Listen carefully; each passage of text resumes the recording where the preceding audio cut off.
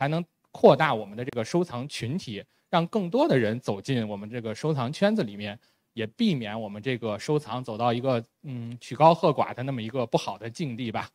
这一点其实也是我跟我的我们这次合作的中海巨门是我们一个共同的一个理念。像去年的时候，中海巨门曾经举办了一次这个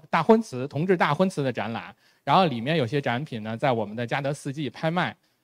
无论是展览还是我们的拍卖，可以说是得到了我们一个理念，一个是得到了一个市场的一个认可的一个最好的印证吧。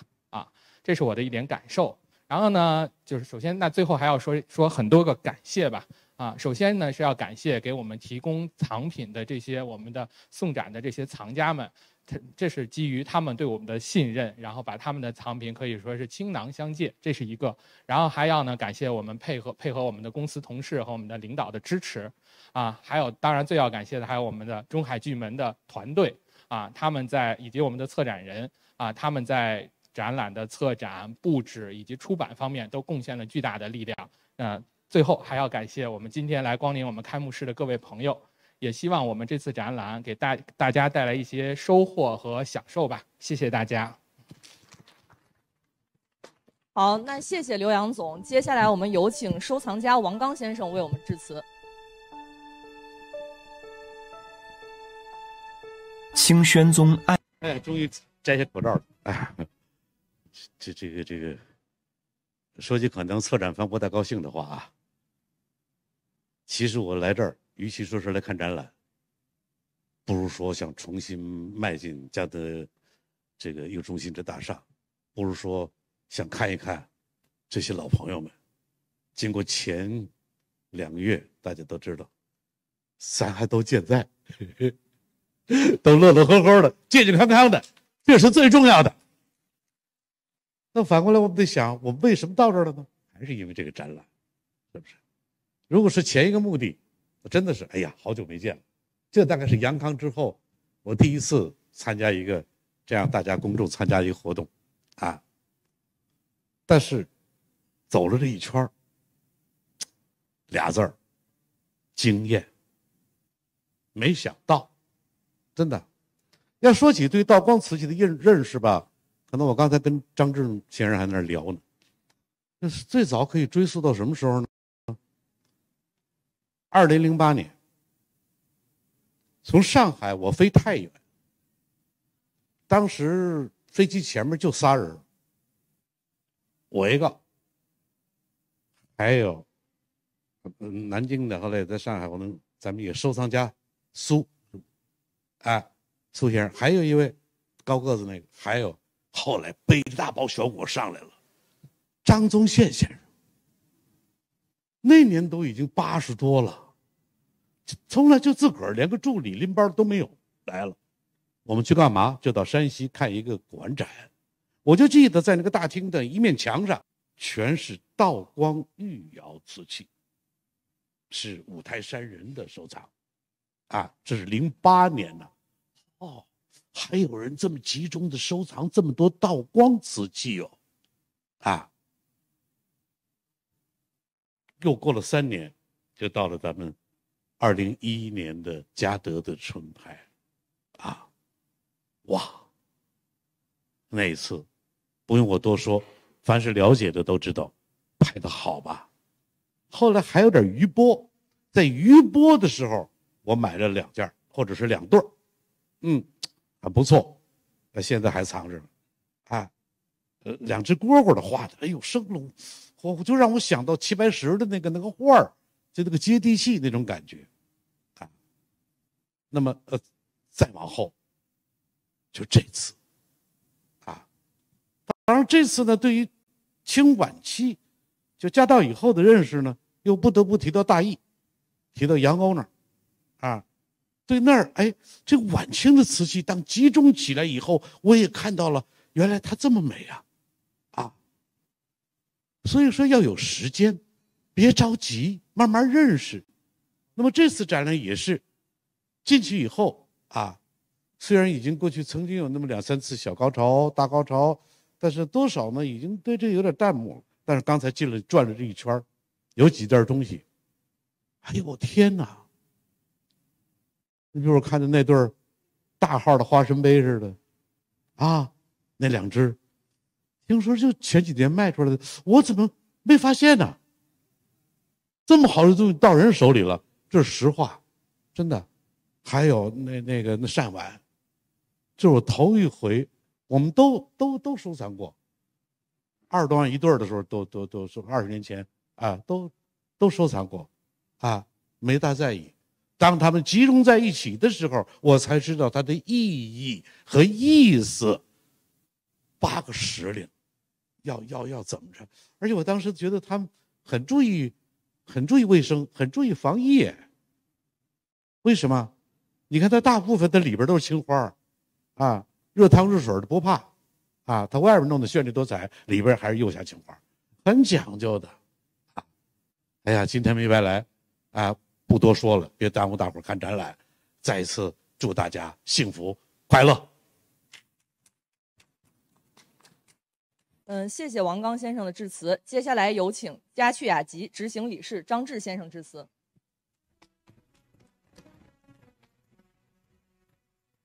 大家好。首先呢，让我代表嘉趣雅集冯伟瑜会长和嘉趣雅集，祝这个中海巨门文化和中国嘉德这次举办的展览成功。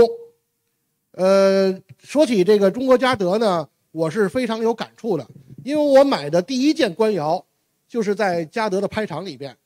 当年呢是10几年前了，我一个亲戚告诉我说，你想买瓷器，想学官窑，少逛地摊儿，少逛古玩城，多去拍卖会，多上手，多学习。嘉德呢是很靠谱的拍卖公司。就这样，我一头撞进了这个中国嘉德的这个拍卖会的大门，然后在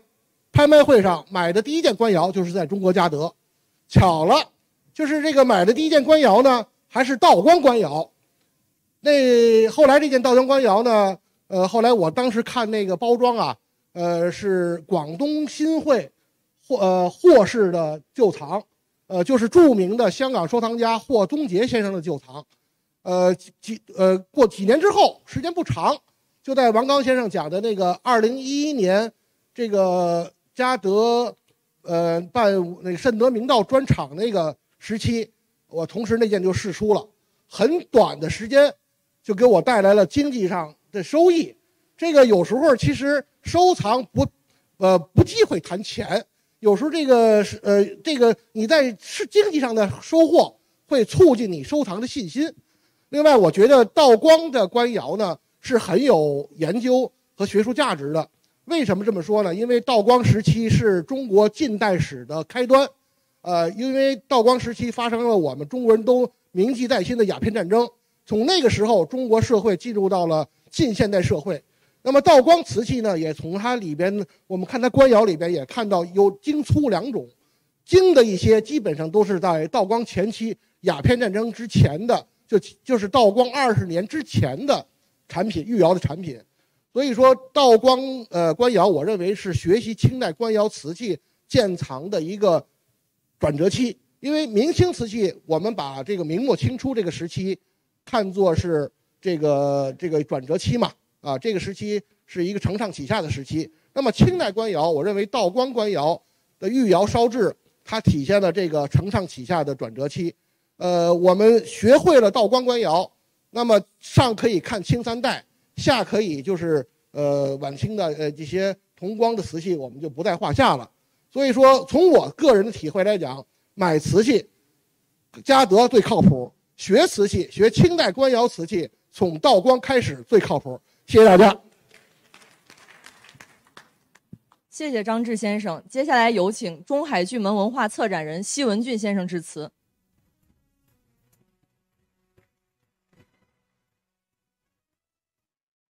大家好，我是中海巨门文化策展人奚文俊。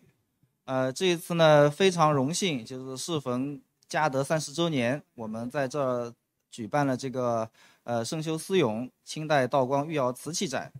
那么今天呢，我就花一小点时间给大家简单介绍一下我们这个展览的一些设计和意图，以方便大家更好的观展。我讲2个方面，一个是我们针对这个道光官窑这块所做的研究啊，我说几个数据。就第一个呢，就是我们通过对这个清宫档案的研究，基本上已经梳理清楚了道光30年生产官窑的总数量。啊，就是基本上是什么情况呢？就是一共30年生产了道光官窑有45万件，景德镇御窑厂，直指景德镇御窑厂45万件。就包括我们现在所熟知的大运瓷器、传办瓷器，以及专门进贡给皇帝的贡瓷。这里面呢，最终解运到北京交到皇宫里的是其中的17万件。第2个数据呢，就是我们通过这个清宫档案里面记载的这个官窑瓷器的名称和传世道光御窑的实物研究，清宫档案里记载的这个名称实物是什么样的？经过多年的核对呢，一共对出来现在有400多种。这里面呢，就是大运的圆琢瓷器大概有200多种，然后呢，贡瓷和传办瓷器呢有200多种。那么这次我们展览里大家也会看到，有很多瓷器都标了一个档案名，这就是清宫档案里所记载的名称。第3一点呢，就是我们又在这个基础上更进一步做了一个什么工作呢？道光30年，这里面有一个非常重要的就是。历年督陶官进贡给皇家的瓷器，每一年进贡的什么东西都有名称，而且每年不重复。那么我们就通过这个线索呢，把30年每年生产的精确到每一年的瓷器都找出了一些案例。所以这次我们基本上实现了，就是道光30年每年都能找到它的标准器。所以这个是我们在这一次展览里面所做的研究相关的一些工作。那么在这个基础上呢，我们策划这个展览，一会儿大家观展也可以看到一些我们设计的点。第一呢，我们根据刚才的内容呢，设计了120块展板，基本上把道光从前到后30年的发展情况，以及大运瓷、传办瓷和贡瓷分别的一个脉络，都做了一个详细的梳理。第2个呢，我们一共展出这次精确来讲是183件御窑瓷器啊，这里面呢有很多非常重要的，也是非常精彩的精品啊，比如这里面有一件之前大家就非常熟知的一件扁的4方的，画的它的寓意叫江山万代扁方瓶，这就是清宫档案里的记载，在道光29年进贡到这个紫禁城的，它就是预祝这个江山万代这么一个寓意。然后另外有一件呢，就是我们后面也可以看到，在这个独立展柜里面有一个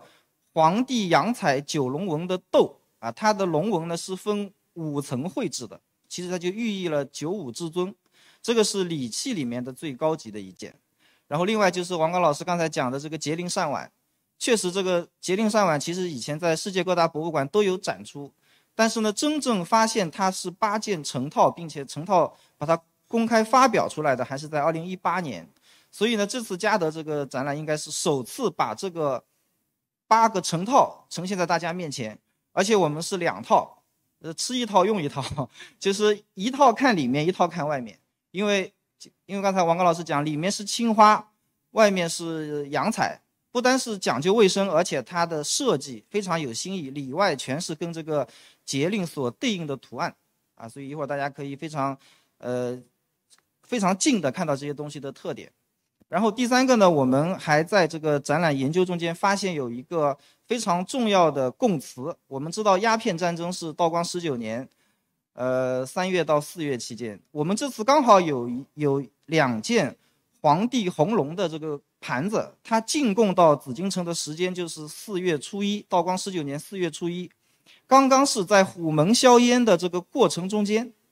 虎门销烟是从道光19年的3月24到4月初10，所以这刚刚是在中间。所以我们也在脑补，就是说道光皇帝刚刚拿到这个这个盘子的时候，是不是他就也在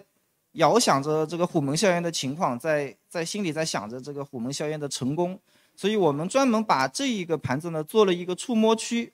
因为这次嘉德有一个从安全的角度考虑，我们就没有像上次展览一样是敞开式的，但是我还是坚持把这一件展品呢，大家可以触摸到，你可以通过瓷器这个文物触摸到道光19年这个虎门销烟的这种余温，这也是我们的一个设计。最后呢，也是针对这次展览，我们做了一个就是展览的图录，有300多页，然后里面180多件展品，包括还有一个我梳理的一个5万字的一个文章，大家都可以就是一会儿可以带回去，就是看完以后可以再回去继续看这个材料。所以呢，以上呢就是我们这次展览的主要的一些信息，也感谢大家光临，并且祝大家观展愉快。那我们进入下一个环节，接下来有请中国嘉德董事总裁胡妍妍女士、王刚先生、张志先生、奚文俊先生，以及中海巨门文化学术顾问汤伟健先生，还有中国嘉德瓷器及古董珍玩部总经理刘洋先生共同上台举杯，并宣布展览开幕。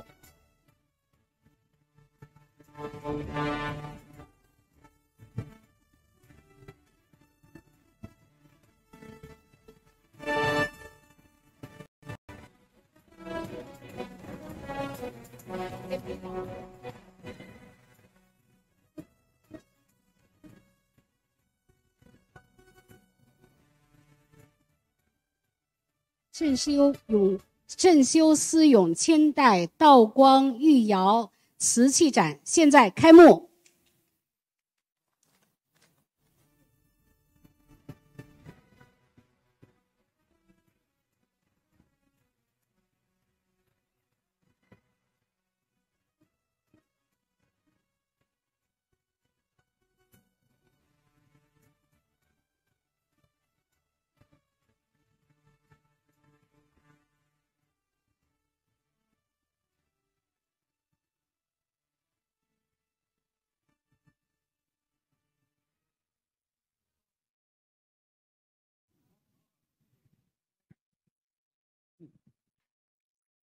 然后我再跟大家介绍一下，接下来我们还会有后续的由奚老师和刘洋总共同进行的展厅导览活动。清宣宗爱新觉罗民宁是乾隆、嘉庆2代皇帝共同选定的优秀接班人。他1820年继承帝位，在位30年整。纵观道光帝的一生，他崇俭去奢，唯德是辅。他雄心勃勃，坚定的禁烟，虽勤勤恳恳，却被当时千年未有之大变局所左右。晚年勤奋依旧，却无力回天。现在，让我们一起走进道光帝的一生。道光帝勤于治国，一丝不苟，先后改组军机，整顿吏治，颇有建树，又从漕运、盐政、海运等关乎国家财政的领域入手，展开改革，也获得了不俗的成绩。而且道光帝心系社稷，为后世铺路，储备人才，10年内7次提拔曾国藩。刚即位时的道光帝内心火热，期望着用自己的能力让国家安泰，百姓安康。而此时的清王朝鸦片泛滥，道光帝为挽救国家危机，坚决主张禁烟，并为此先后制定了诸多的政策。见屡禁不止后，他不顾朝臣反对，诏令林则徐赴广东禁烟。道光19年，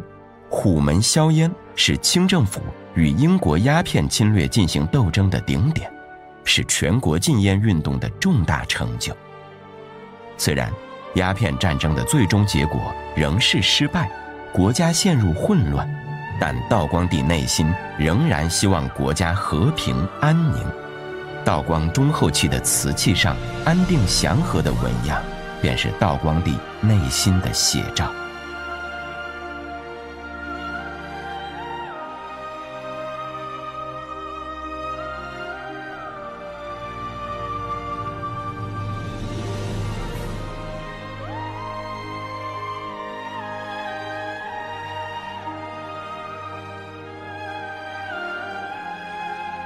道光帝一即位之初，即谕令一应贡物盖行停止，后经内务府奏准，停止所有陈设器玩类贡物。各地特产土贡则依旧按例呈进，而瓷器就属于景德镇的特产，因此道光时期贡瓷得以持续进贡了30年。即便如此，道光帝仍力求节俭。他先后下令多烧素色瓷器，彩瓷不得过宴，并停止进贡洋彩和复杂工艺瓷器，永久停烧乾隆时期开始盛行的按素色瓷器较多、工艺精细、极为雅致。道光时期的清王朝已经进入中老年阶段，道光帝虽仍有满腔抱负，但随着时间的推移，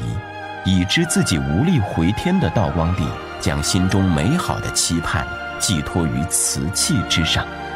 道光后期的瓷器纹饰更趋向于万寿、江山、太平等题材，这些纹样也反映了帝王在那个时代的内心追求。自玉极至今，凡披览章奏，引对陈功，干时宵衣，30年如一日，不敢自暇自逸。从道光帝晚年的这句感慨中可以看出，道光帝在位的30年，为求国泰民安，已经尽力了。道光帝确实还是一位十分勤恳的皇帝，无奈受制于当时的世界局势，自身能力所限，无法力挽狂澜，确有遗憾。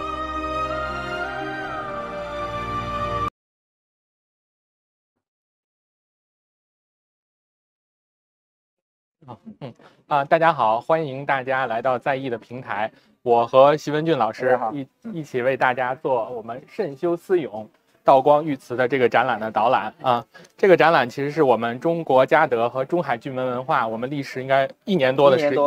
时间，共同精挑细选了180件道光，真的是精挑细选，选中之选，选出了180件道光御瓷。然后我们分成几个单元为大家一一带来。然后我们这次的展览时间呢，是从明天正式开始，一直延续到3月10号。也欢迎在北京的各位朋友来参观我们的，来现场感受我们这些精美的展品。谢谢大家。然后我们现在就一个部分一个部分的为大家带来我们这次展览的介绍。好的。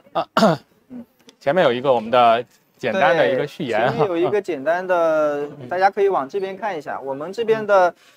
展厅的整个设计呢，实际上还是使用了就是宫廷文化里边的红与黄作为一个主的一个设计。然后呢，从这边开始呢，就慢慢进入展区。这一面呢是一个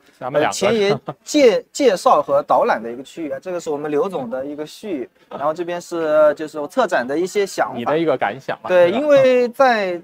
整个这个道光的30年的瓷器发展里面呢，它实际上伴随着中国的一些重要的历史事件，所以我们在这个展览的设计过程中间呢，也在试图把这个瓷器之外它背后的历史故事也能展现给大家。是的，所以在我们第一个展区之前，实际上我们首先就设计有一个触摸区，大家可以到这看一下。这个其实在我们一般的展览，或者我们在一些公立博物馆的展览里是很难有这么一个环节的。对的对的，我们这一次呢，按照中国嘉德刘总的要求呢，就是按照博物馆的标准来设计这场展览。但是呢，作为我个人有一个坚持，就是说怎么样让观众能够摸到瓷器这个东西。所以我们最后呢，经过商量就选了有一件东西。这件东西呢，它不仅仅是一件道光的御窑瓷器，而且它的生产的时间非常重要，就是它的出现，就刚才在我们前面也讲到，刚好是在这个虎门销烟的这个过程中间，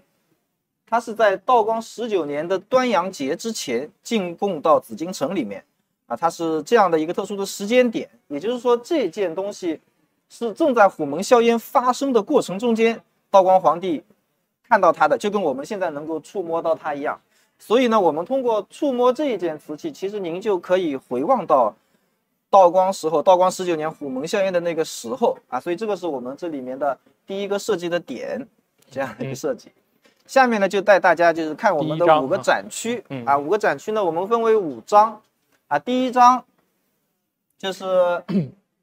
我们取了个名字啊，取了个比较骚气的名字啊，叫登基。登基实际上就道光皇帝登基嘛，然后御窑的复烧。为什么有一个复烧呢？我们一边走一边就可以给大家聊一下这个事情。因为道光他是在嘉庆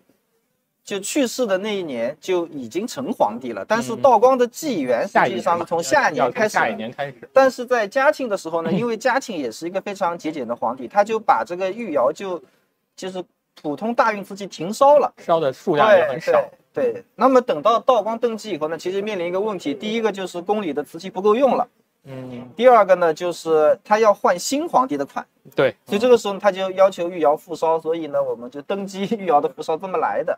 我们每一块展板大家可以看一下，每一块内容我们很丰富，每一个展区内容非常丰富。这第一个展区呢，就是展示了御窑复烧的一些相关的知识。我们对每一组展品呢，就会设计有一个墙面上的一个展板的介绍，然后每一件展品的具体的名称、它的款式以及在清宫档案里的记载都会档案的名字，对清宫档案里的名字都会有一个展示。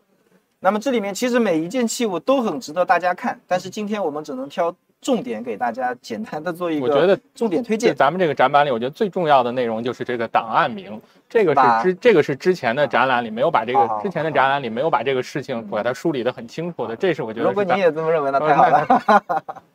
那我们就简单的看一下，我们先给大家介绍一下这一组展品啊，我们可以看它的设计是黄色的地子，然后上面是用绿色描绘的万字纹和寿字纹。对，它的就是我们一般叫黄帝绿万寿字。但这个为什么给大家介绍呢？它非常特别的一点就是，我们在现在的故宫博物院还保存了当时设计这个瓷器的原始画样。大家可以看到这4个碗的样子，实际是现在故宫博物院所存的当时定烧这个瓷器的宫廷里画出来的图样。然后这个下面的实物呢，就是景德镇御窑厂按照宫廷的这个画样生产的实物。这种档案就是道光时候设计的宫廷画样和实物能对应的，现在可能总共存世下来的画样都不会超过10种，所以这个就道光的非常重要。对，我们然后在墙面上还有就是那个红帝飞鹤的也是一类，然后其他还有个别的，比如说那个青花凤穿牡丹的罐子，那个都非常少非常少。对，所以这个大家可以就是近一点看一下，它的设计就是按照宫廷的要求，基本上是我们可以看到它是一个1比1的复原了宫廷时候的这种纹饰的布局关系。然后它的材料实际上是一种洋彩质地的。就它只用了黄和绿2种颜色，但是呢，它把这个整个宫廷这种吉祥的这种寓意全表示出来了。然后大家可以看这个，为什么有一件有清宫档案的名称，有一件没有？因为当时定制这一套器物的档案已经丢失了。但是呢，我们在查阅档案的时候呢，在这一套器物进贡到紫禁城以后的后面1年，道光皇帝要求拿这个茶碗去配上银色的茶托，然后放在一个盒子里保存。所以在那条档案里查到了这个名字，就是黄帝绿万寿字茶碗，它就是当时的一个喝茶的一个茶具。所以这一条没有名字，是因为它在档案丢失了，而不是说别的原因。其实每一条档案名字现在能够保存下来都非常不容易。其实他配这个茶托也说明他对这个东西是非常珍惜，非常珍惜，而且是道光皇帝自个儿使用的东西。对，慎得堂。说不定上面还有他的 DNA 可以验一验。我们再往前看一下，刚好你这个。这个其实是咱们刚才说的这一个展柜里，我觉得比较重要的是这件白釉的因为这件展品呢，正好是当时我去征集的时候，我征集到，当时我征集到的时候，你看刚才我在说一个事情，就是康雍乾代表了清代瓷器生产的一个最高水准。这件瓷器我当时看到了，如果我不翻底款的话，我很难相信它是一件道光瓷的作品啊。它跟咱们常见的道光瓷都非常非常不一样啊，传承很显赫。这个当时到时候我们看到图录的，大家都可以看到。然后我其实第一个感觉就是它不像一件瓷器啊，但是很快呢，因为咱们在平时的工作和生活中也会接触到其他的工艺美术品嘛，所以我第一想到的就是一个玉器。对，它其实是一个仿玉器的造型和纹饰，都是在仿照那种白玉的玺啊。而且一般的这种单色釉瓷器呢，我们经常会用到是一些比如说祭祀呀，或者说是这样的场合里面。而它呢，我觉得肯定不是用于祭祀的，它一定是一个道光皇帝，它一定是一个怎么说呢？按照当时的乾隆时候的玉器，他把它复制了一件瓷器作品出来。我当时还有一个隐忧，因为刚才你也给大家讲到了，就是说档案会有一些丢失的情况，我还很担心他在档案里能不能查到它啊？但是奚老师很厉害，已经把它查到。其实写的很简单，就是白瓷喜字，道光7年哈。对。这件东西呢是这样的，当时第一次刘总就是给我展示这件东西的时候呢，我也是觉得不可置信啊，因为从整个清宫档案里面的研究来讲呢，后宫一般是不使用白色器物，对，所以第一次我说，哎呀，这个可能还要研究，没有时间研究了吧？但是刘总他就非常坚持这件东西的质量，后来拿过来一看，哎呀，真的是太好了。我觉得他首先就肯定代表了道光御窑颜色釉的最高水平了。对。然后呢，通过查阅档案呢，就是真的查到了这一批东西呢，它是除了这个喜字，还有比如说是有一些盒子之类的，就是后宫的生活小用品。所以呢，刘总刚才讲的非常对，它就是一个仿玉器的这样的一个东西。然后我们最后经过排查呢，就是认定它就是道光7年的这样一个制品。因为我们认定的时候，其实也不光是说一个白的，然后对上了。其实我没有看这件器物，我光看这个款，我根据我们对款的梳理是可能你留到下，可能在道光7年左右，然后一看真的有。所以就是双重佐证。一会儿讲到款的时候，你再给大家讲这个。好，那我们再往前面走走。好，咱们继续。对。再往前面走走。对，接着我们就到了展览的第二章。第二章呢，我们取的名字叫延创，延就是延续，创就是创新啊，然后